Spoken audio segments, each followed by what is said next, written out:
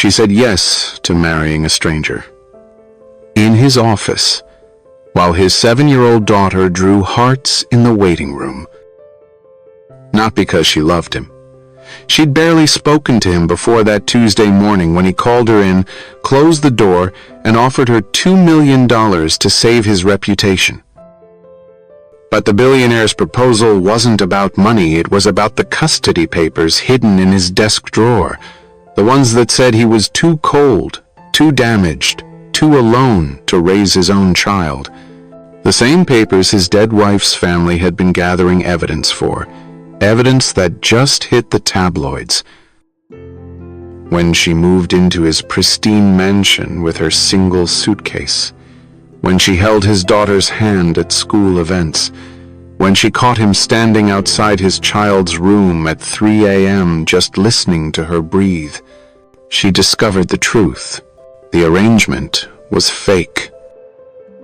But the way he looked at her when he thought she wasn't watching, that was going to destroy them both. Before we get into the story, kindly let us know where you're watching from, and if you enjoy this story, please like the video so other people just like you can find this video too. Now, let's get into it. 3 weeks earlier, Ethan Hale stood in a courthouse hallway, his Italian leather shoes polished to mirrors, his hands steady, a man who'd built empires, closed billion-dollar deals over breakfast, never flinched. Then his daughter spoke. "Miss Johnson says mommies make houses warm." Lily's voice carried through the corridor. Sweet, innocent, talking to the custody evaluator like they were old friends. "Daddy tries. He buys me everything. But our house is cold, even when the heat is on." The evaluator wrote something down. Ethan's hand started to shake. Because children don't lie about loneliness. They just tell you, in the simplest words, how empty your life has become. And Lily, God, Lily with her mother's eyes and her habit of humming when she colored had just handed his former in-laws exactly what they needed. The meeting ended in 12 minutes. His lawyer's face told him everything. "They're not saying you're a bad father," she explained in the elevator down, her voice careful, professional. The way people speak when delivering terminal diagnoses. They're saying the home lacks emotional warmth, that Lily needs maternal influence, that since Rebecca died, don't. One word. Sharp enough to cut. Rebecca had been gone 2 years, 731 days. He'd counted every sunrise Lily woke up without her mother. Measured every bedtime story that ended with "Daddy, why don't I have a mommy anymore?" But grief was a luxury billionaires couldn't afford. Not when board members watched, not when competitors circled, not when a 7-year-old needed stability more than she needed to see her father break. So he built walls, hired the best nannies, created schedules, turned love into logistics because logistics couldn't hurt you. Except now those walls were evidence. Exhibit A in why Ethan Hale, despite his fortune, couldn't give his daughter what she really needed. A mother. And Ethan didn't know it yet, but that single word was about to cost him his daughter. The letter arrived Thursday. Formal, cold. 60 days to demonstrate meaningful change in the household's emotional environment.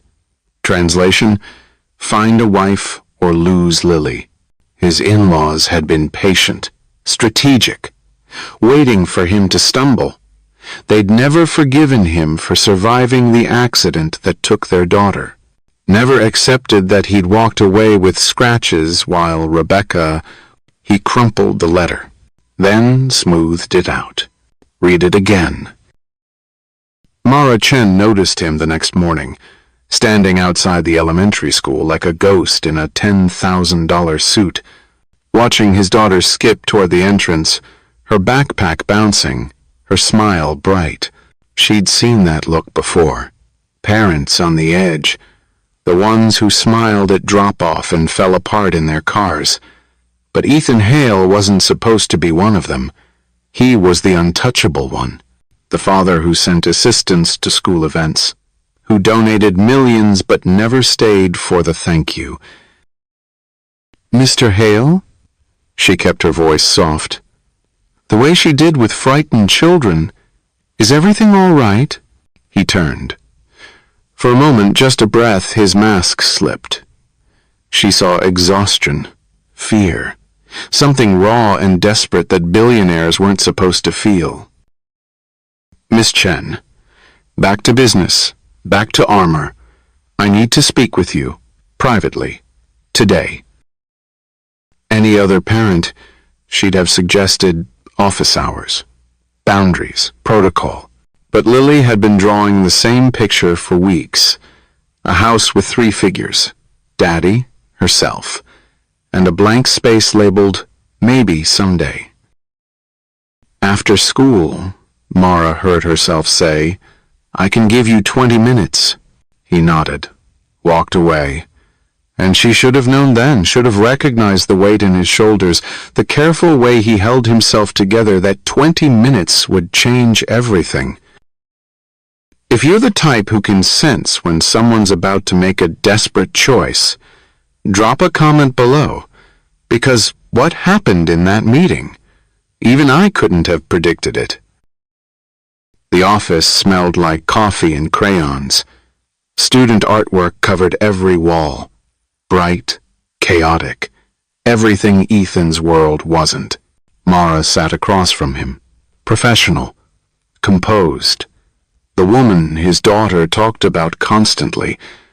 "Miss Chen helped me tie my shoes. Miss Chen says I'm good at math. Miss Chen smells like cookies." He'd Googled her. Of course he had. 29.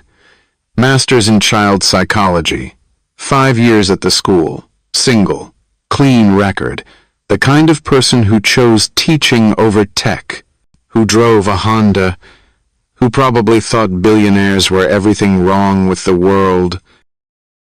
"It's about Lily," he started. "I assumed." She folded her hands, waited. Good at silence, this one. Good at making space for truth. So, he told her, the custody evaluation, the letter, the impossible deadline. Watched her face change from professional concern to genuine shock when he reached the part about emotional warmth. "They think I'm cold." The words tasted bitter. True. "They think I can't give her what she needs." "What do you think?" Dangerous question. The kind his therapist would ask if he still went. If he hadn't fired her after she suggested he was using work to avoid grief. "I think they're right." The admission hung between them. Heavy, honest in a way he hadn't been in years. Mara leaned back, studied him like she studied troubled children, looking for cracks, for places to help. "So what do you want from me? A character reference? Professional testimony?" This was the moment. The cliff edge. The point where rational thought ended and desperation began. "I want you to marry me." Silence. Not the comfortable kind she wielded like a tool, the shocked kind, the kind that made the air conditioner sound like thunder. "Excuse me?" A business arrangement. Words tumbling now, practiced but graceless. 6 months, maybe a year. Whatever it takes to satisfy the court. I'll compensate you, significantly. Set you up for life. You'll never have to worry about money again. She stood up. He kept talking. Separate bedrooms, clear boundaries.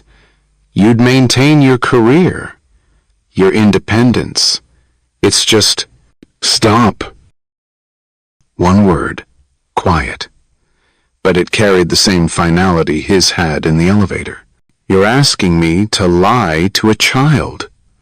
Her voice stayed level, controlled. The way teachers spoke to maintain authority. To Lily, the little girl who trusts me, who comes to me when she's scared or sad or confused. I'm asking you to help her.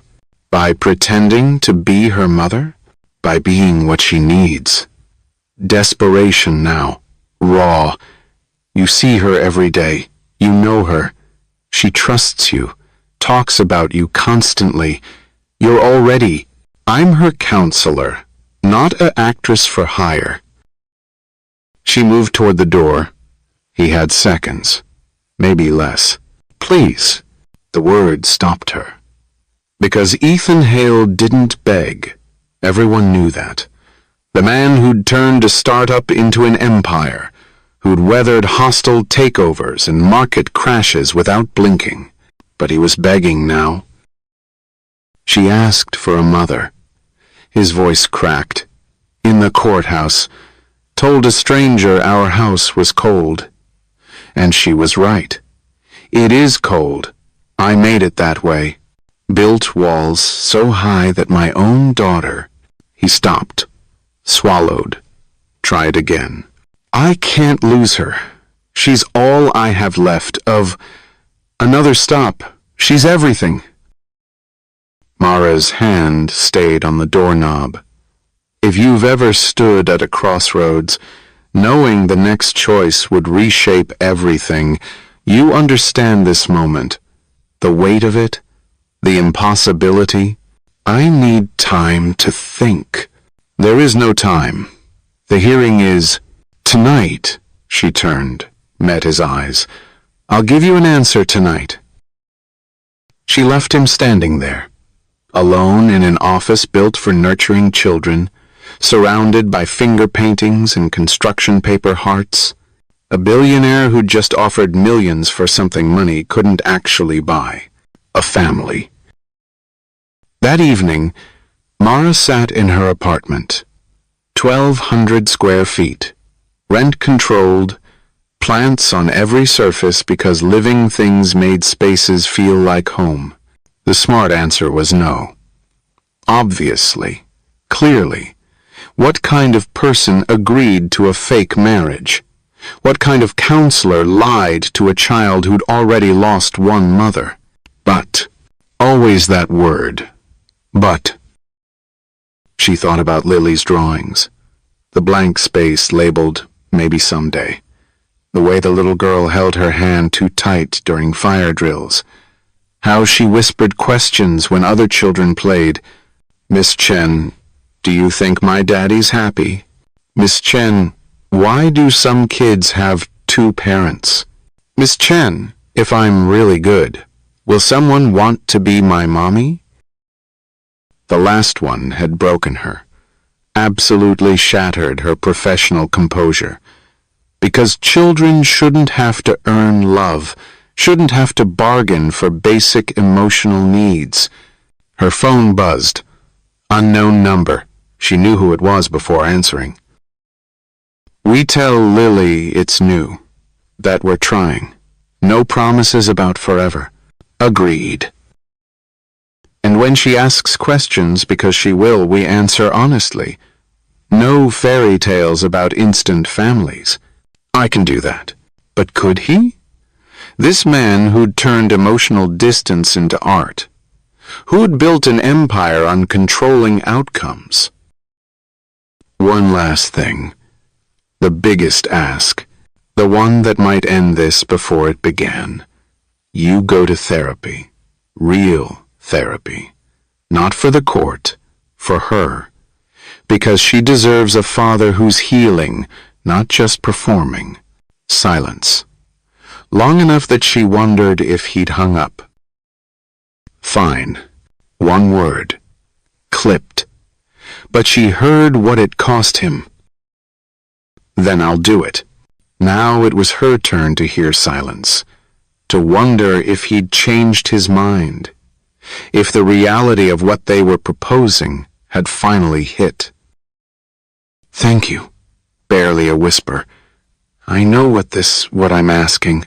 You're asking me to love your daughter. Simple truth. I already do. That's why I'm saying yes. But pretending is dangerous, especially when a child is watching. They arranged to meet Monday. His lawyers would draft agreements, protect everyone involved, make the unthinkable look sensible on paper. But paper couldn't capture what happened Sunday. When Mara found herself at the grocery store, automatically buying the cookies Lily mentioned in her journal, the ones her real mother used to make. Paper couldn't explain why Ethan stood outside his daughter's room that night, listening to her sleep, wondering if he was saving her or teaching her that love could be negotiated like a business deal. And paper certainly couldn't predict what would happen when two people started pretending to be a family, how the lines would blur, how a little girl's hope would become the most dangerous force in all their carefully constructed plans. Because children don't just watch. They believe, and sometimes that belief becomes the truth before anyone's ready for it. If this story reminds you that love sometimes arrives in the most unexpected ways, maybe that's worth subscribing for. Or maybe you're like me, curious whether fake love can become real when a child's heart is on the line. Either way, I need to know. Would you have said yes? Tell me below. Monday arrived like a verdict.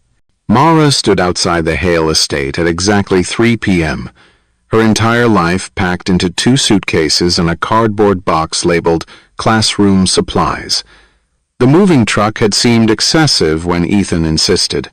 Now, staring at the iron gates that opened onto a driveway longer than her street, she understood. She was entering another universe. The house rose from manicured grounds like something from a magazine.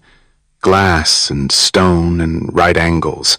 Beautiful the way museums were beautiful.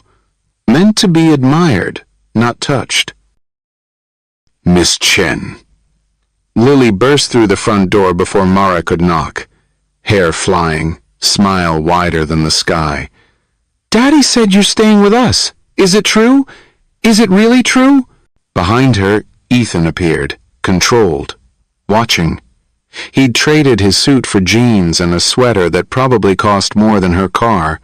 The casual clothes made him look younger, more vulnerable, more like the man who'd begged in her office. It's true. Mara knelt to Lily's level, kept her voice steady. If that's okay with you. The hug nearly knocked her over. 7-year-old arms squeezing with the force of pure joy, the kind of happiness that made every doubt worthwhile. I'll show you everything. My room and the pool and the place where butterflies come in summer, and let her breathe, sweetheart. Ethan's hand settled on his daughter's shoulder, gentle but uncertain, like he was still learning the weight of casual affection. We should help with the bags. I've got movers coming, Mara started, but he was already reaching for her suitcases. So do I. They stood there, 2 adults pretending this was normal, while a little girl vibrated with excitement between them. The abstract agreement suddenly concrete, real, happening. Welcome home, he said quietly, testing the words, making them true by speaking them aloud. But homes weren't made of marble countertops and infinity pools. They were made of something else entirely, something none of them quite knew how to build. And just when Mara thought she could keep her heart safe, Ethan did something unexpected. The house swallowed her belongings without noticing. Her boxes disappeared into a suite bigger than her entire apartment. Walk-in closet, private bathroom with a tub that could fit 4 people, windows overlooking gardens that belonged in fairy tales. This is too much, she told him, standing in the doorway while Lily bounced on the bed. It's the guest wing. Matter of fact, like that explained the excess. Far enough from our rooms for privacy. Close enough for appearances. Comfort, he corrected, then caught himself. Both, I suppose. Lily grabbed Mara's hand. Come see my room. It's next to Daddy's, but now you're here too, and we can have movie nights, and... She dragged Mara down hallways lined with art that belonged in galleries, past a kitchen that could service a restaurant, through living spaces that echoed with too much square footage and not enough life. But Lily's room was different, chaotic, lived in, stuffed animals staged in careful scenes, books scattered like confetti, drawings taped to walls in defiance of the decorator's vision. This is Mr. Bunny. She thrust a worn rabbit into Mara's hands. He likes bedtime stories about dragons, and this is where I practice ballet. And here's my reading corner, but sometimes I read in Daddy's office instead because... She stopped, glanced at her father hovering in the doorway. Something passed between them, a conversation without words. Because it's less lonely, she finished quietly. Ethan's jaw tightened, that telltale muscle that meant he was fighting something bigger than business deals. Show her your art studio, he suggested. The one we built last month. You built her an art studio? Mara couldn't hide her surprise. She likes to paint. Defensive, like caring was something to apologize for. The kitchen table wasn't practical. But Lily was already moving, chattering about colors and brushes, and the special apron with her name embroidered in purple thread, leading them through this museum of a house like it was perfectly normal. Like every 7-year-old had a personal art studio and a father who built it but couldn't quite say why. The staff materialized as they toured, silent, efficient, watching. The housekeeper, Mrs. Rodriguez, whose eyes tracked every interaction. The cook who emerged to discuss dietary restrictions. The driver who appeared to confirm school pickup schedules. All of them studying Mara like she was a variable in an equation they'd been trying to solve. They're protective, Ethan explained later, after Lily had crashed from excitement and fallen asleep on the couch. Of her. Of you? He looked uncomfortable. This man who commanded boardrooms, who could fire people with a text, uncomfortable admitting that his staff cared enough to judge his choices. They saw what happened after. He didn't say after what. Didn't need to. They're the reason I managed to keep functioning, keep her fed and dressed and loved. Maintained, he corrected. But the words sat wrong between them. Even he knew it. Mara studied him in the fading light. This stranger she'd agreed to build a lie with. Noticed things she'd missed in the panic of that first meeting. The way he kept checking his phone but never quite looking at it. How his hands moved when he talked about Lily. Unconscious gestures that revealed more than words. What time is dinner? 6. Lily insists on family dinners, even when he stopped. We eat at 6. Together? She eats. I work. Adjacent activities in the same location. That changes now. Not a question. Not quite an order.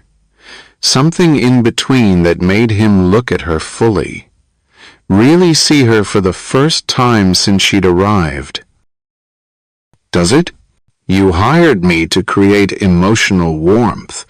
That starts with sharing meals without spreadsheets. I don't. Your phone is literally glowing with notifications right now. He looked down, caught. The ghost of something that might have been embarrassment crossed his features. Force of habit. We all have them. She thought of her own habits, checking student emails at midnight, grading papers through breakfast, pouring herself into other people's children because, well, but habits can change. And that was when Mara realized she mattered more than she thought. Dinner was a revelation.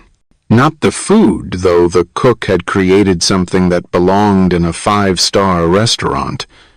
The revelation was watching Ethan try. Actually try. Phone face down, hands folded, full attention on his daughter's stream of consciousness recap of her day. And then Marcus said dinosaurs were stupid, but I told him that was factually incorrect because dinosaurs ruled the earth for millions of years, which is longer than humans have existed, so technically they're more successful than we are. And breathe, Mara reminded gently. Lily gulped air, grinned, kept going. Do you know about Pachycephalosaurus? They had skulls 9 inches thick. For head-butting. Daddy, can we get one? They're extinct, sweetheart. I know that. Eye roll. 7 going on 17. I mean a model. For my room. A big one. We'll see. That means yes. Stage whisper to Mara. When Daddy says, we'll see about toys, it means yes. When he says it about staying up late, it means no. You've cracked the code, Ethan said dryly. But his mouth twitched, almost a smile. Progress. They fell into something resembling rhythm. Lily chattering, Mara asking questions, Ethan listening, like a real family, like what they were pretending to be. Until Lily asked, Are you sleeping in the blue room forever?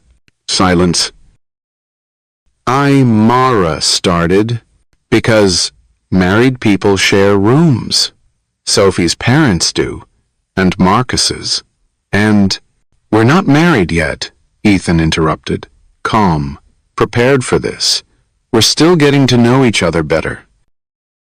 But you will be? Married? He looked at Mara. A whole conversation in that glance, asking permission, seeking guidance, lost in his own house. We're taking things slow, Mara said carefully, making sure we do everything right. Because of me? Too perceptive, too aware. Children saw everything, especially the things adults tried to hide. Because we want everyone to be happy, Ethan said, including you, especially you. Lily considered this. Fork suspended midway to her mouth, processing with the brutal efficiency of childhood logic. Okay, but when you do get married, can I be in the wedding? Absolutely, Mara said, before realizing what she'd promised, what they'd all just agreed to pretend. But Lily was smiling again, talking about flower girl dresses and whether she could carry real flowers or fake ones, and what if someone was allergic? The moment passed. Dangerous. Survived. After dinner, patterns emerged. Lily insisted on showing Mara her bedtime routine, each stuffed animal arranged in specific formations, 3 books, no more, no less. Prayers that included everyone from the school janitor to the butterfly she'd seen last week. And bless Daddy, she whispered. Help him smile more. And bless Miss Chen, Mara. Thank you for bringing her home. Mara's throat burned. Beside her, Ethan stood frozen in the doorway, watching his daughter pray for his happiness like it was something divine intervention could deliver. Good night, sweetheart, he managed. Wait, Lily sat up. You have to do the thing. She's here now? Maybe, please? He crossed the room, sat on the edge of her bed with practiced care, started humming, low, uncertain. A lullaby Mara didn't recognize. Mommy sang it better, Lily murmured, already drifting, but you're getting good. She was asleep before he finished, but he kept humming, kept watching her breathe. This man who'd built walls around everything except the child who needed him most. When he finally stood, Mara was gone. He found her on the terrace, looking out at the lights of the city below. "She prays for you," she said without turning. "Every night?" "Every night." "And you hum Rebecca's lullaby." He flinched at the name. His wife. The ghost that haunted every corner despite the minimalist decor. I YouTubed it, the melody. Took weeks to get it close enough that she'd accept it. That's... She turned, saw him clearly in the darkness. Exhausted. Trying. Failing and trying again. That's beautiful. It's necessary. Love usually is. They stood together, not touching, not close, but sharing space in a way that felt significant. The city spread below them like promises nobody could keep. "I work late," he said eventually. "Calls to Singapore, markets that never sleep. You don't have to." "Where?" "My office. Down the hall from..." "Show me." If you've ever watched someone reveal their true self, piece by careful piece, then you understand what happened next. Because Ethan's office wasn't just where he worked, it was where he hid. And Mara was about to see exactly what he'd been hiding from. The office looked like him. Organized, expensive, cold, except the desk faced away from the window, away from the $1,000,000 view, toward a wall covered in Lily's artwork, every finger painting, every crayon catastrophe, every stick figure family carefully preserved and framed. "She draws constantly," he said, defensive again. It seemed wasteful to throw them away, but Mara was looking at the progression. The early ones with 3 figures. Mommy, Daddy, Lily, then the shift. 2 figures and a space. Sometimes filled with angels, sometimes empty, sometimes, "That's me." Recent ones. The blank space filled with a woman labeled Miss Chen in careful kindergarten letters. Brown hair like Mara's, pants, never dresses, because Miss Chen wore practical clothes, always holding Lily's hand. "She started adding you months ago," Ethan admitted. "Before I knew who you were. Just her teacher who smelled like cookies. I bake when I'm stressed. Automatic confession. My apartment always smells like snickerdoodles during report card season." She loves snickerdoodles. "I know," she told me. During one of our sessions, she traced a finger near one drawing, careful not to touch. Not to mark this shrine to a child's hope. Her mom used to make them. Every Sunday, his voice rougher now, Rebecca would spend hours in the kitchen, dancing to terrible music, making everything from scratch, even though we had... He stopped, swallowed. "I'm sorry. You don't need to hear." "I do, actually." She faced him.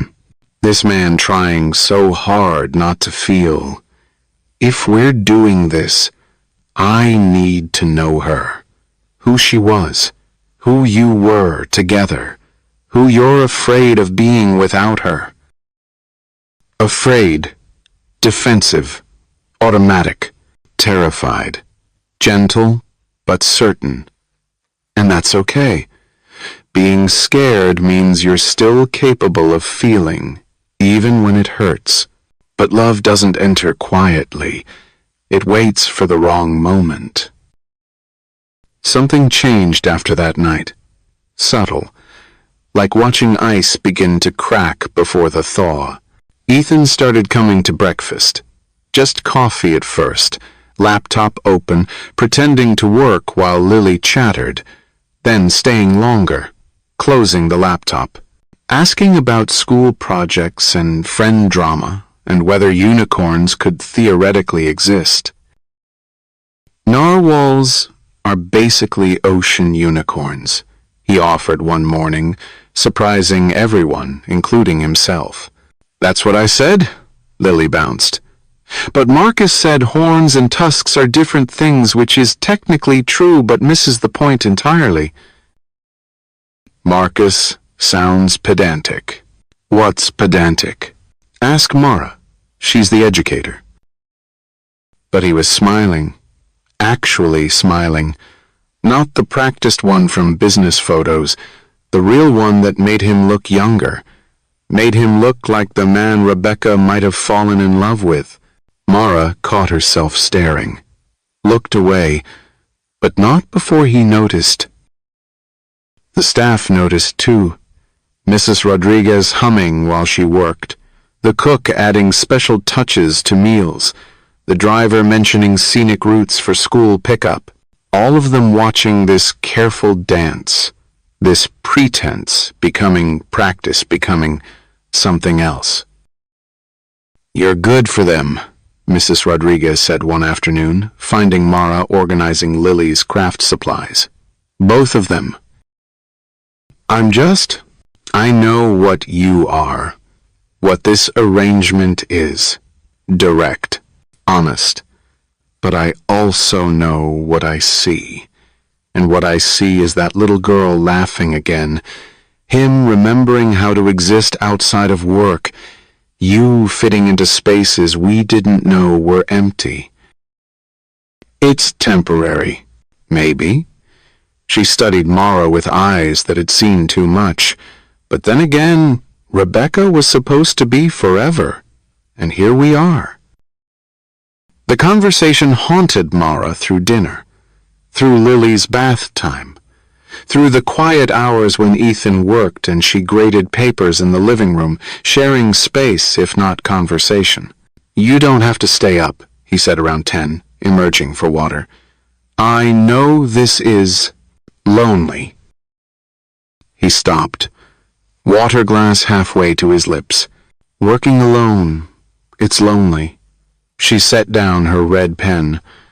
I do the same thing. Grade until my eyes blur because the alternative is admitting my apartment is too quiet. Why teaching? He sat. Not close, but in the same room. Progress. With your qualifications, you could make more money? Have easier hours? She laughed. My parents ask the same thing. But you don't choose teaching. It chooses you. The moment a kid finally understands something they've been struggling with, when they trust you with their fears, when you realize you're shaping who they become. She paused. Like Lily, your daughter is extraordinary. She's like her mother. She's like you too. Carefully, gently. The way she problem solves, how she questions everything, that stubborn streak when she knows she's right. That's all you. The worst parts. The best parts. Just compressed. Intensified by loss. She's learning to be strong by watching you. But she's also learning that strength means never showing weakness, never asking for help, never admitting you're drowning. He set down the glass. Is that what you think I'm doing? Drowning? I think you're floating. There's a difference. Drowning is active, violent. Floating is passive, letting the current take you, surviving but not living. Poetic, accurate. They sat with that truth. Heavy, uncomfortable, but not unbearable. Not anymore. I dream about the accident sometimes, he said suddenly. Like the words escaped without permission. Not the impact, the after. Standing in the hospital, trying to understand how I walked away without a scratch while she... Deep breath. The doctor said it was physics. Angle of impact, pure chance, but it feels like guilt, cosmic injustice, like I cheated death and it took her instead. That's not how it works, isn't it? Raw now. I should have driven that night. I'd had less wine, but she insisted, said she was fine, and I let her because I was answering emails, because the Tokyo markets were opening, because I prioritized work over stop, firm. You didn't cause the accident. The drunk driver who ran the red light did. You couldn't have prevented it. And torturing yourself with alternate histories helps no one, least of all, Lily. She looks so much like her. I know. Sometimes I can't. He stopped, started again. Sometimes looking at her hurts, and then I hate myself for feeling that way, for letting grief make me a coward in front of my own child. But you still show up. Still hum lullabies you learned from YouTube. Still frame every piece of art she creates. That's not cowardice. That's courage. Is it? The broken kind, which is the only kind that matters. He looked at her then. Really looked. Like he was seeing her for the first time. This teacher who baked when stressed, who chose difficult children over easy careers, who had agreed to this insane arrangement because a little girl needed something real in a house full of pretense. Why did you really say yes? Quiet question, dangerous in its honesty. I told you. For Lily. That's not all of it. She could lie, should lie, keep the boundaries clear and the arrangement simple, but something about the darkness, about his honesty, about the way he'd said floating like he recognized the sensation. Because I'm 31 and single and tired of being asked when I'll have my own family. Because I love my work but go home to an empty apartment that echoes. Because sometimes I catch myself staying late not for the kids but because school feels more like home than home does. Deep breath. Match his truth with truth. Because when you asked, part of me thought, what if? What if I could belong somewhere, even temporarily, even falsely? What if I could matter? You matter. Immediate, certain, to Lily, to your students, to... He stopped, but the word hung there. Unfinished, dangerous, because neither of them knew. Someone was about to force the truth out. The board called Friday morning. Ethan took it in his office. Door closed. But Mara heard his voice through the walls. Sharp, controlled, fighting. Accelerated timeline? He emerged looking like thunder. They want to interview us Monday. Both of us. The entire household. Testing our family dynamic. He ran a hand through his hair, messing the perfect styling. Making him human. They're suspicious. The timing, the suddenness. Someone talked. Who knew? My lawyers, the staff. Anyone watching closely enough to see you move in. He paced, calculating. It doesn't matter. We need to be ready. They'll look for cracks, inconsistencies, any reason to claim this isn't real. It isn't real. He stopped pacing. Something flashed across his face. There and gone. Right, of course. Back to business. Back to walls. We need to prepare. Stories straight. Timeline established. Make it believable. Ethan, I'll have my team create a profile. Where we met. How long we've been... He caught himself. How long we've supposedly been involved, key dates, details that... Stop. But he was spiraling, planning, controlling what couldn't be controlled. We should practice. Rehearse answers, body language, casual touches that suggest intimacy without stop. Louder this time, enough to penetrate the panic. You can't script this, can't turn it into a business presentation. They'll see through that immediately. Then what do you suggest?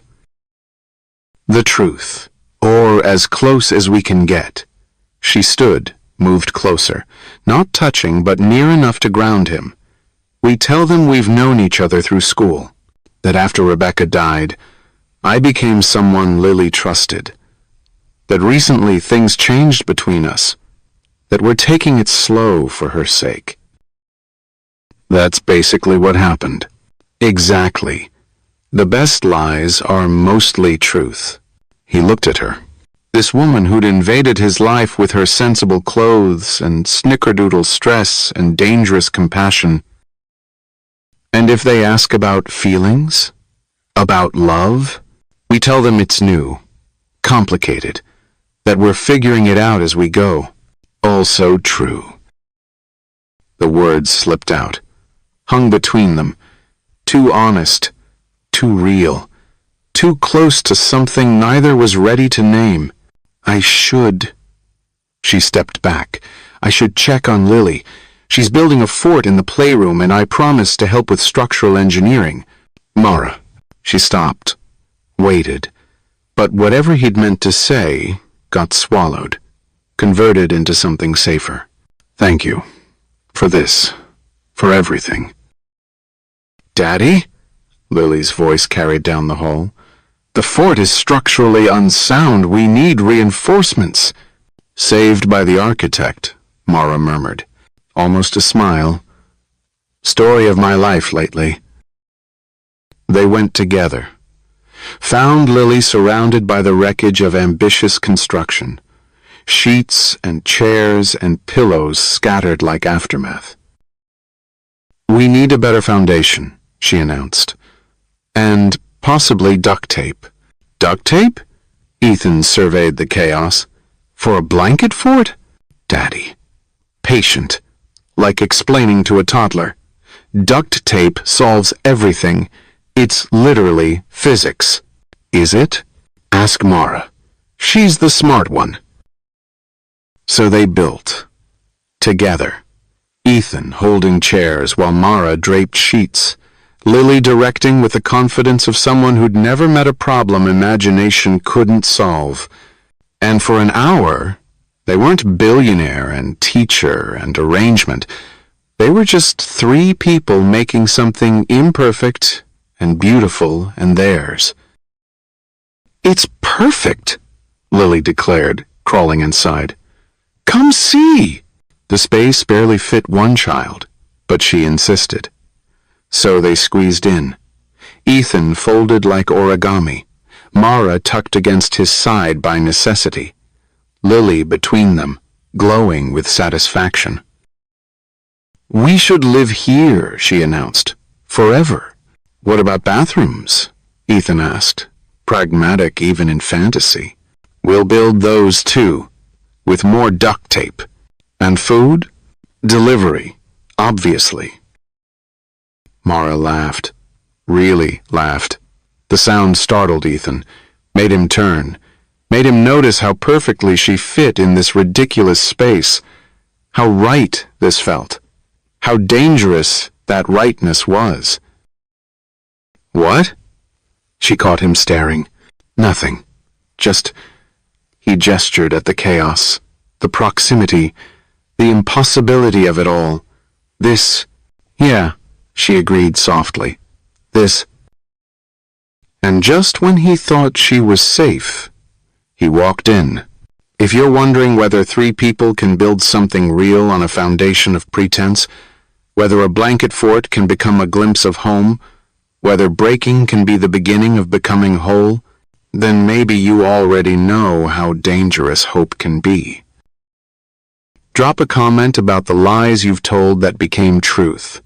Or don't comment, just carry that question with you. Either way, subscribe if you need to know whether they survive Monday's evaluation.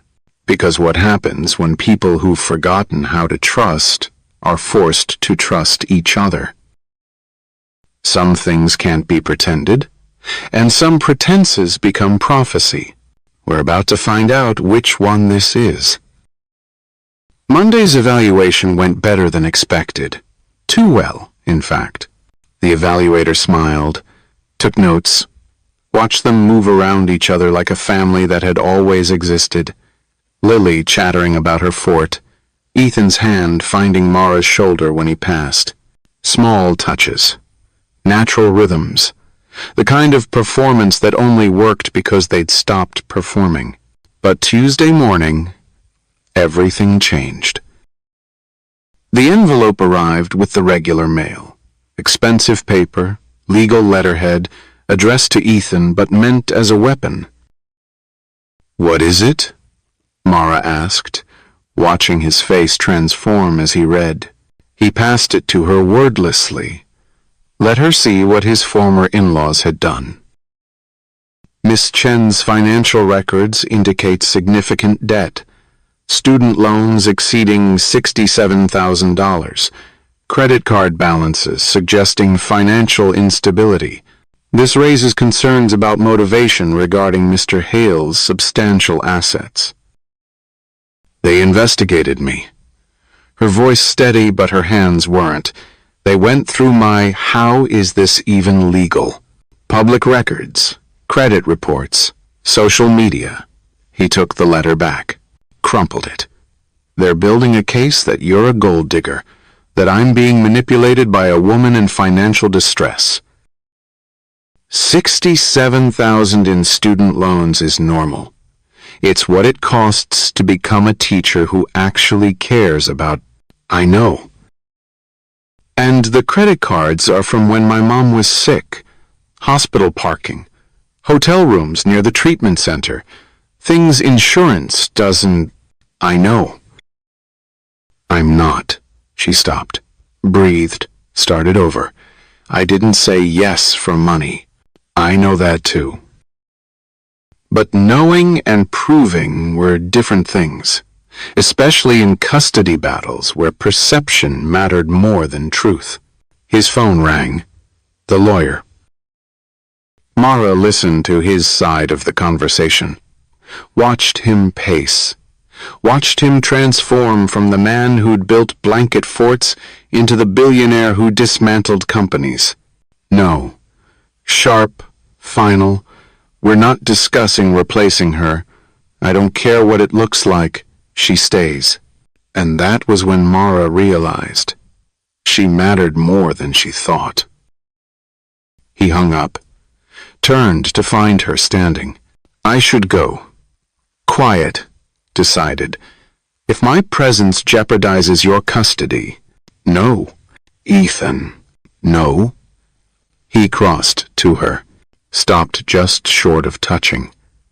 They want me to react, to doubt, to treat this like a business deal where I cut losses and find better options. But you're not, he stopped, gathered himself. Lily needs you. She trusts you. That matters more than their implications. What if they're right, though? What if this looks exactly like what they're suggesting? Rich man, struggling teacher. Then we prove them wrong. He did touch her then. Fingertips to her wrist, barely there but electric, by being exactly what we are. Which is? The question hung between them. Dangerous. Unanswered. Because what were they? Employer and employee? Co-parents by contract? Something else that neither had words for? Daddy? Lily appeared in the doorway. Backpack on. Ready for school. Why do you look angry? Just work stuff, sweetheart. She studied them both. That too perceptive gaze that saw through adult deflections. Is it about the letter? Mrs. Rodriguez said lawyers sent something mean. It's nothing for you to worry about. But I heard her tell Carlos that someone's trying to take me away. The fear in her voice broke them both. This child who'd lost one parent already, who understood abandonment in ways 7-year-olds shouldn't. Mara knelt, took those small hands in hers. No one is taking you anywhere. You're staying right here with your dad, and you, and me. Promise? The word was a trap, a test, a plea. Mara looked up at Ethan, seeking permission to lie for the right reasons. He nodded. I promise. Lily relaxed, smiled, hugged them both quickly before running to find her lunchbox. You shouldn't have promised, Ethan said quietly. I know. She'll hold you to it. I know that too. They stood in the wreckage of good intentions, both understanding they'd crossed another line, made it personal in ways contracts couldn't contain. That evening, Ethan worked late. Calls with Singapore, markets that never slept. But really, he was hiding from the promise, from the way Mara had looked defending him to his lawyer, from feelings that spreadsheets couldn't calculate. Mara found him at midnight, door open, desk lamp creating shadows that made him look older, younger, both at once. Can't sleep? He looked up, analyzing their strategy, looking for weaknesses. Find any? They're good, thorough. They'll paint me as reckless, you as opportunistic, us as a bad decision wrapped in good intentions. She entered his office, sat across from him like a client, like distance could make this professional again. What else could they find? About me? Does it matter? If we're preparing for war, I'd rather know what ammunition they have. He studied her, this woman who'd upended his careful life, who baked through stress and loved his daughter and made promises she might not be able to keep.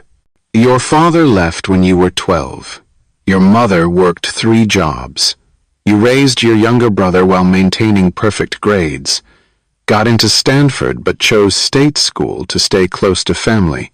Spent your 20s caring for sick relatives instead of building a career. He paused. They'll say you have a pattern, sacrificing yourself for others, that I'm exploiting that tendency. You investigated me too. After, when I realized, he stopped. I needed to know who I was trusting with Lily. And you're exactly who you seem to be, which is both reassuring and terrifying.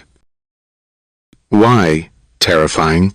But he was already looking away, already retreating into numbers and strategies and things that made sense.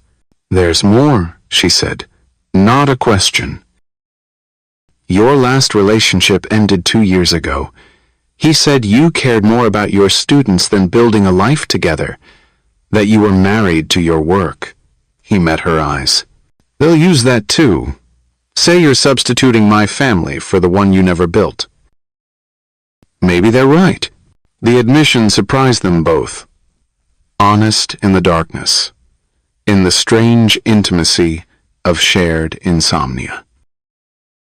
Maybe I am using this, using you and Lily, playing house because I'm 31 and tired and... She stopped, swallowed. My mom asked last week when I'd give her grandchildren. I told her I was seeing someone. I meant the arrangement, but the relief in her voice, I let her believe it was real. Is it? Because neither of them knew. Someone was about to force the truth out. The evaluator returned Thursday, unscheduled, unannounced. Mara was helping Lily with homework, Ethan in a video conference, domestic scene disrupted by the doorbell. I need to speak with Lily, the evaluator announced. Alone, standard procedure. They had no choice. Legal protocols, rights and requirements. But watching Lily disappear into the study felt like sending her into battle unarmed. "She'll be fine," Ethan said. But his jaw was tight, his hands restless. They waited in the living room, not speaking, not touching, but close enough to feel each other's fear. 20 minutes, 30, 45. When the door opened, Lily looked small, confused. The evaluator's expression revealed nothing. "Thank you for your time. Professional, distant. I'll be in touch." She left them with questions, with a child who wouldn't talk about what was asked, with fear multiplying in the silence. "Sweetheart," Mara tried at bedtime, "you can tell us what she wanted to know." She asked about you. Quiet, uncertain. Whether you were really staying, whether Daddy paid you to be here. Ethan went rigid. "What did you tell her?" "The truth. That you're here for me. That Daddy smiles more now. That we're a real family even if it's different from other families." "Oh, baby!" Mara pulled her close, felt her tremble. "You did perfect." But she kept asking if you loved each other, like in movies, with kissing and stuff. Lily pulled back, looked between them. "I said you were still figuring it out. Was that okay?" "That was exactly right," Ethan managed. But Lily wasn't finished. Then she asked if I'd be sad when you left, when the arrangement ended. Ice in the room, in their veins, in the space between heartbeats. I told her you weren't leaving, that you promised. Those brown eyes found Mara's. "You did promise." "I did." "So it's okay, right? We're okay?" "We're okay," Ethan said. But over his daughter's head, his eyes met Mara's, both seeing the trap they'd built, the promise they'd made, the way love and lies tangled until you couldn't separate them. Later, after Lily slept, they met in the kitchen. No pretense of work, just two people trying to navigate the impossible. "She's too attached," Ethan said. "I've done exactly what I swore I wouldn't, made her vulnerable to another loss. We both did." "No, this was my idea, my desperate solution, my—" "Stop. Firm. You don't get to carry this alone. I chose to be here, chose to promise, chose to—" She stopped. Some truths were too dangerous, even in darkness. "To what?" But she was already moving, already retreating. "I should go, check my emails, plan tomorrow's lessons." He caught her hand, gentle, desperate. "To what, Mara?" "To care," whispered. "I chose to care about both of you, and now I don't know how to stop." He pulled her closer. Not quite an embrace, just reducing distance, making space for truth. "I fired the lawyer today." "What?" "The one who suggested replacing you, who said we should find someone more suitable, someone without debt or complicated history or—" his thumb traced her knuckles. "Someone who wasn't you." "Ethan, I'm terrified." The words fell between them, raw, real. Not of losing custody, of losing this, whatever this is, however temporary it's supposed to be. "It has an end date," we agreed. "Contracts can be renegotiated." Not this one. But she didn't pull away. Couldn't. What happens to Lily when it ends? When I leave? When she learns that promises can be broken by adults she trusts? What happens if you stay? The question hung there. Impossible. Essential. Requiring answers neither of them had. "I don't know." "Neither do I." He released her hand, stepped back. But I know what happens if you leave now, and that's worse than uncertainty. But walking away doesn't always end the story. Friday morning brought decisions. Mara stood in her room, suitcase open on the bed, not packing, just staring, weighing promises against protection, her needs against Lily's trust. A knock interrupted. Soft, tentative. "Come in." Lily entered with Mr. Bunny, climbed onto the bed, saw the suitcase. "Are you going somewhere?" Have you ever had to lie to a child who trusts you completely? Then you understand why Mara's voice broke on the single word, no. Then why is your suitcase out? I was. Reorganizing. Making room for new things. Lily studied her with those eyes that missed nothing. Then, carefully, deliberately, she placed Mr. Bunny in the suitcase. He wants to stay with you, in case you get lonely. Lily. He's good at protecting people from bad dreams. Mommy gave him to me for that. Matter of fact, devastating. But I don't have as many bad dreams now, so he can protect you instead. I can't take Mr. Bunny. It's not forever, just borrowing, until you don't need him anymore. She smiled, small, hopeful, like how you're borrowing us until we figure out how to be a real family. Sometimes children understand more than adults. Sometimes they see through complications to simple truths. Sometimes they offer stuffed rabbits like prayers for permanence. Thank you, Mara whispered. You're welcome, Lily hugged her. Quick, fierce. I'm glad Daddy found you, even if it was for the wrong reasons. She skipped away, left Mara holding a worn rabbit and the weight of a child's faith. The suitcase went back in the closet, unopened, unused. But Mr. Bunny stayed on her pillow, a reminder, a responsibility, a reason to stay that had nothing to do with contracts and everything to do with love. If you've ever been trusted with something precious by someone small, maybe drop a comment about promises you've kept. Or don't comment. But remember the weight of a child's faith next time you think about walking away from something that matters. Because some stories don't end with leaving. Some stories are just beginning when we think they're over. And this one?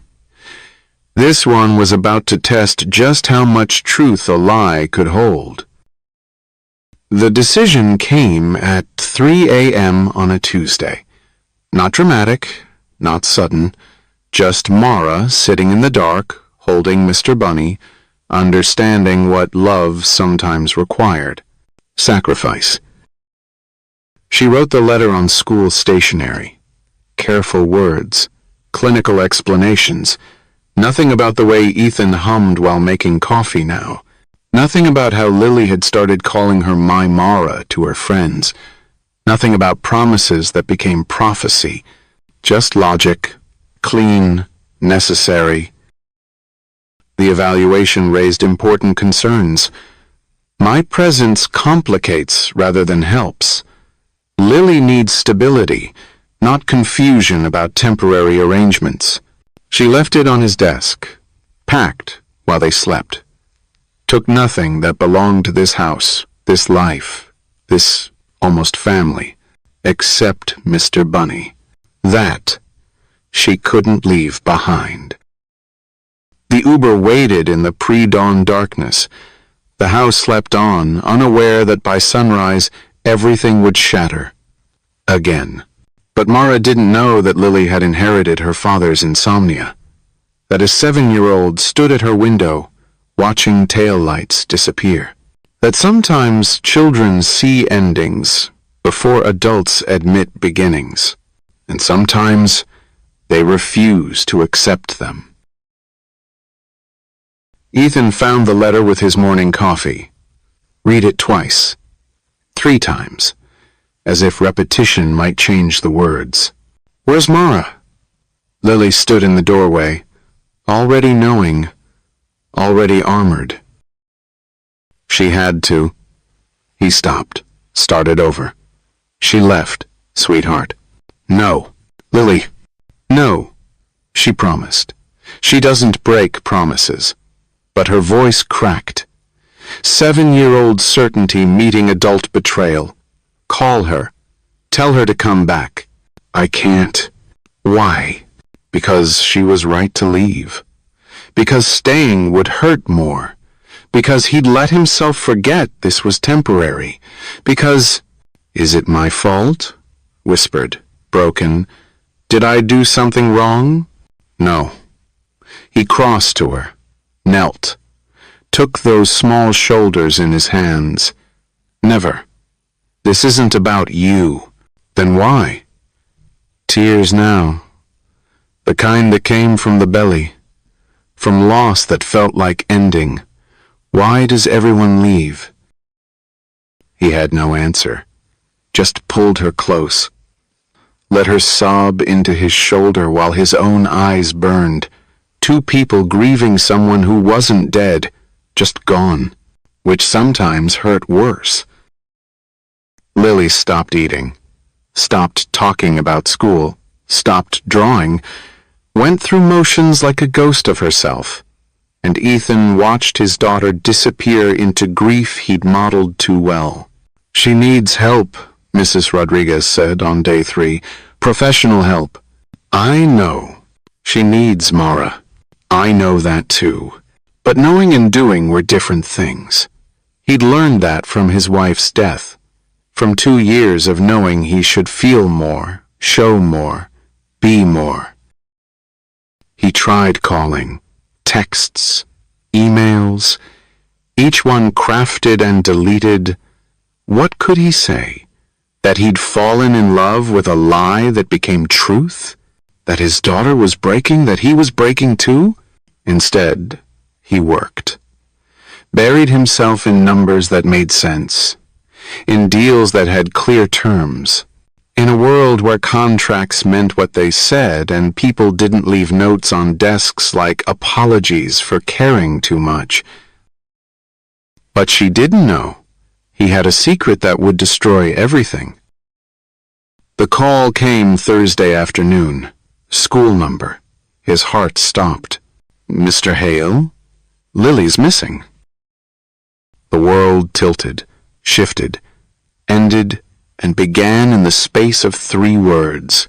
"What do you mean missing?" She was in art class, asked to use the bathroom. That was 40 minutes ago. We've searched everywhere, called the police, but I thought, is there anywhere she might go? He knew, instantly, completely, knew with the certainty of a father who'd watched his daughter memorize an address, who'd heard her whisper it like a prayer. "I know where she is."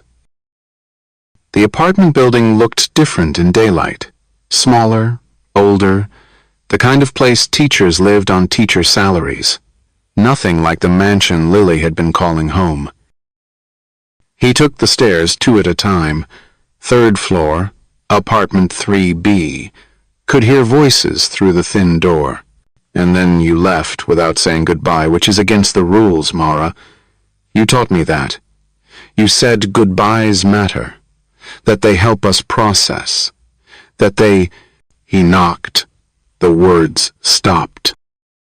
Footsteps.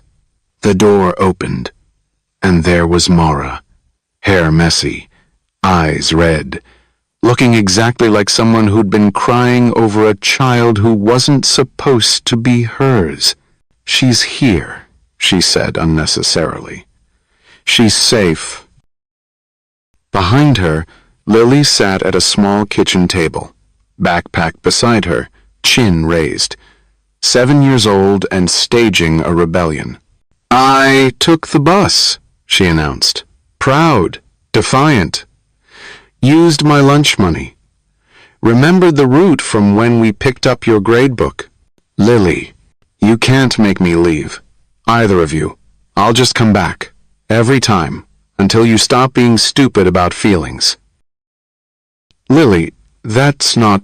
Yes, it is. She stood, small warrior in light-up sneakers. You love each other. I'm not dumb. I see how Daddy looks at you, how you look at him, how you both look at me like I'm real instead of just something to take care of. The adults exchanged glances, caught, exposed by someone who understood love as action, not words. It's complicated, Mara tried. No, it's not. You promised to stay. Daddy wants you to stay. I need you to stay. That's not complicated. That's math. Your father and I had an arrangement. Then make a new one. She crossed her arms. A better one. A forever one. Sweetheart, Ethan found his voice. We can't force Mara. I'm not forcing.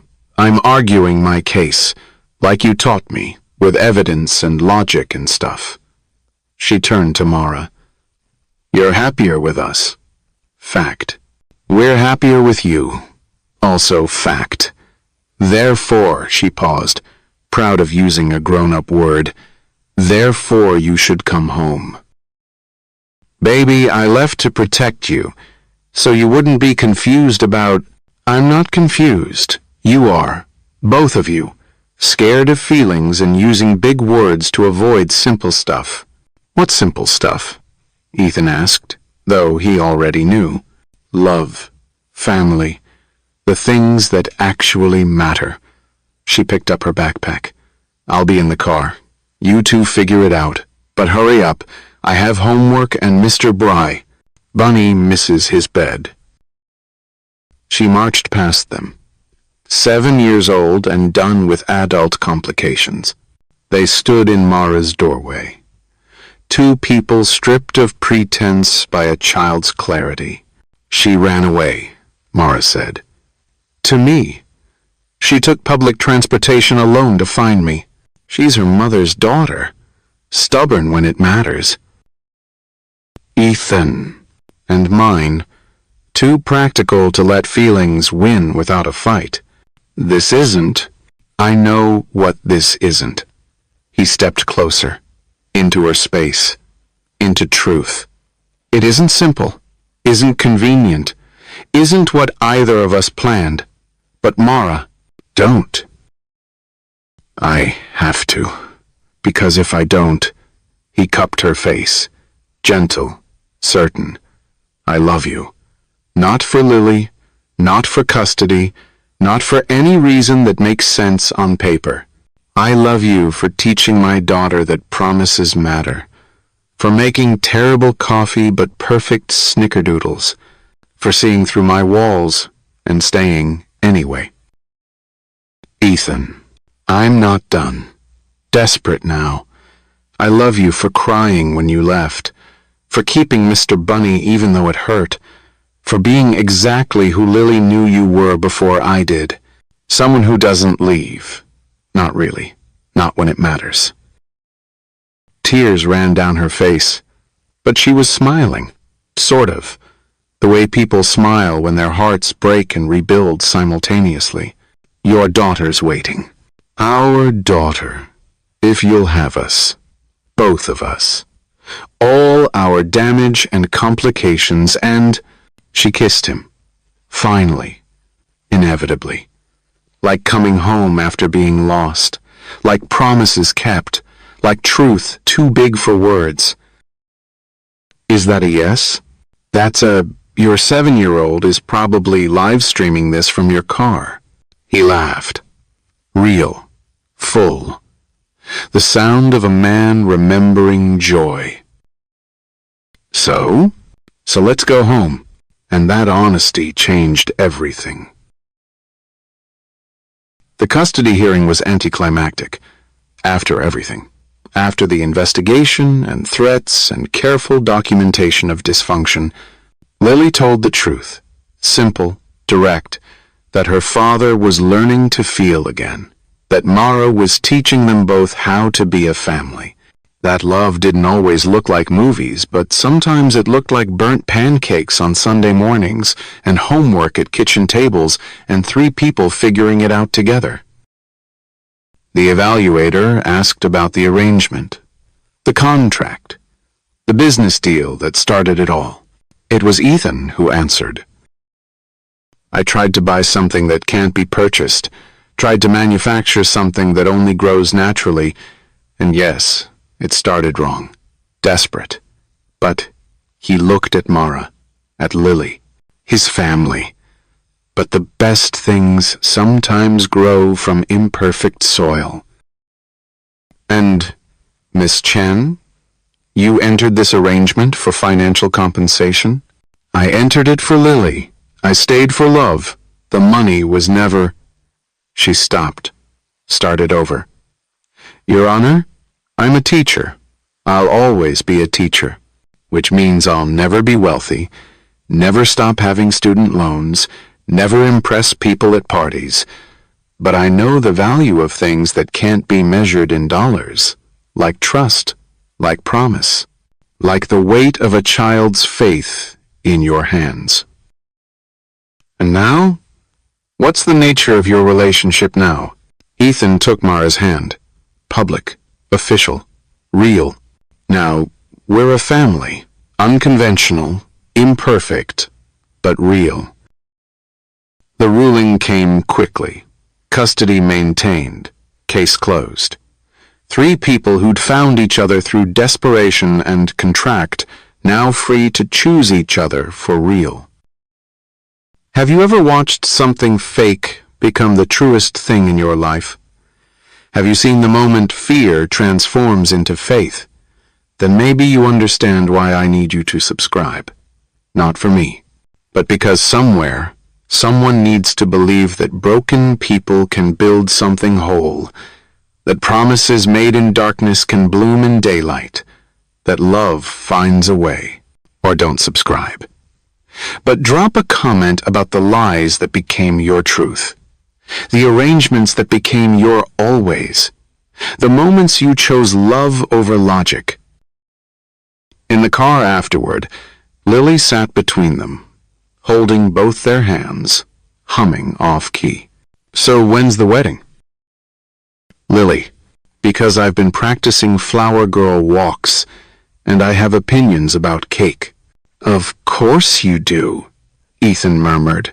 Chocolate, obviously, with those little flowers Mara likes, the sugar ones that taste like nothing but look pretty. Baby, we just got through custody. Maybe we should take it slow? Lily rolled her eyes. You took it slow. It was boring, and confusing, and slow. Mara laughed. What do you suggest? Fast. Like, she calculated. Next month, fast.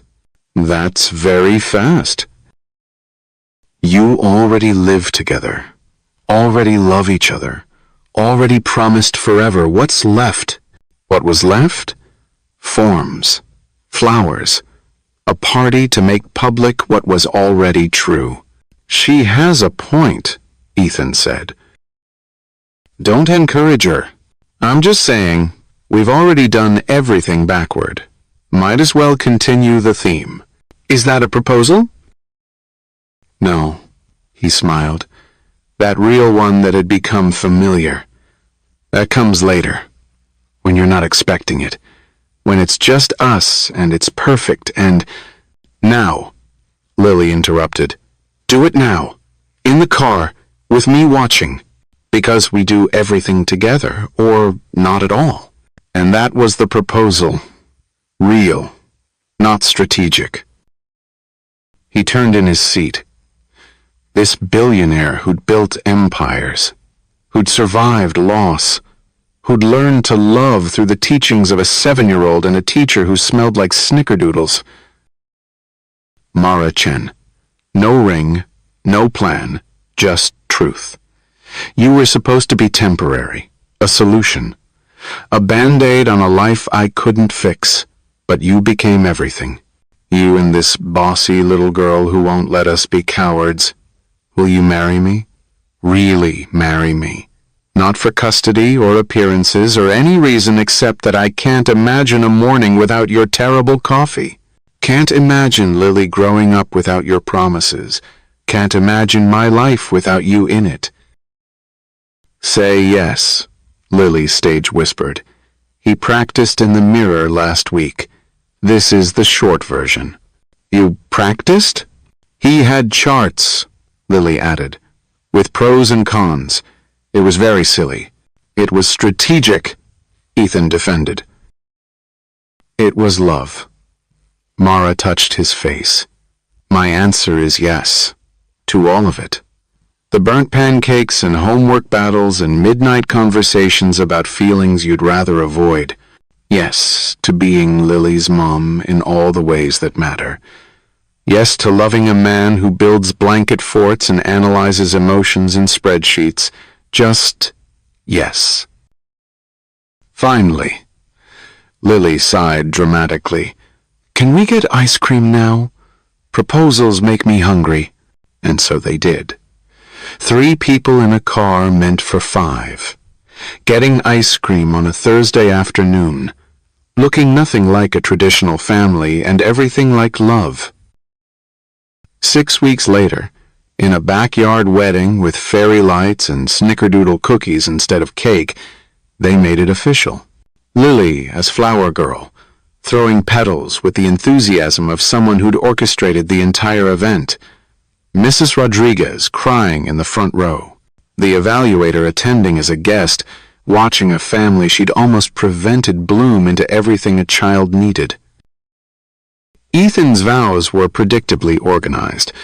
Bullet points of promises, spreadsheets of devotion, but his voice broke on the last line. You taught me that love isn't about perfect timing or ideal circumstances. It's about showing up, even when you're scared, especially then. I promise to keep showing up, to keep learning, to keep choosing this, choosing us. Choosing the family we built from broken pieces and desperate plans and the wild hope that maybe sometimes the wrong beginning leads to the right ending. Mara's vows were simpler. I promised your daughter I'd stay. At the time, I didn't know if I could keep that promise. Didn't know if staying was right or selfish or something in between. But you both taught me that love isn't about being right. It's about being present, being real, being brave enough to turn a lie into truth. So I promise to stay, not because of contracts or arrangements or obligations, but because there's nowhere else I'd rather be than building this imperfect, impossible, incredible life with you, with both of you. Forever. Does this mean I get to keep you forever? Lily interrupted, because of course she did. Forever, they said together. And if you listened closely past the music and laughter and clinking glasses, you could hear it.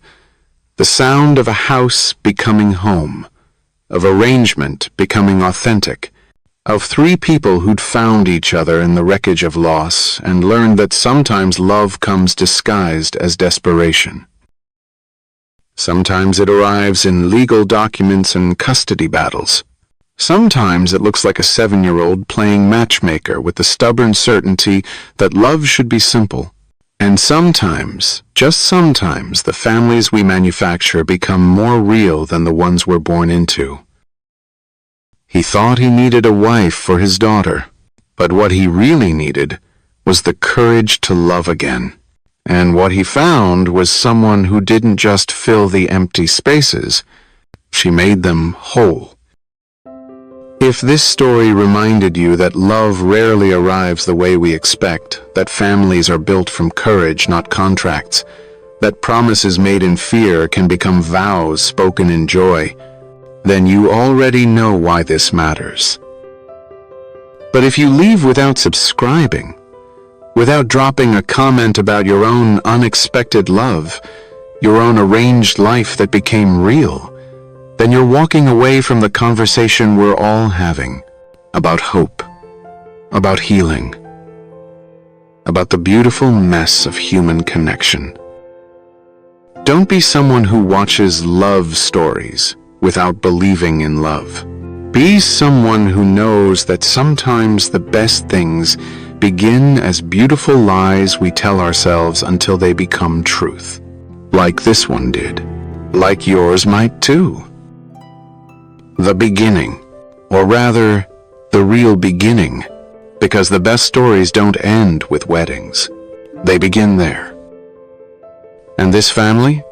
They were just getting started. Let me know what you think in the comments below. I really want to hear your take on this one. And if this story moved you, if you felt even a glimpse of truth in their pain, please take a moment to like this video. It helps more people like you discover stories that remind us what it means to feel. Don't forget to subscribe, because the next story might just be the one that stays with you forever. This was Obsidian Romance, where hearts remember what money forgets.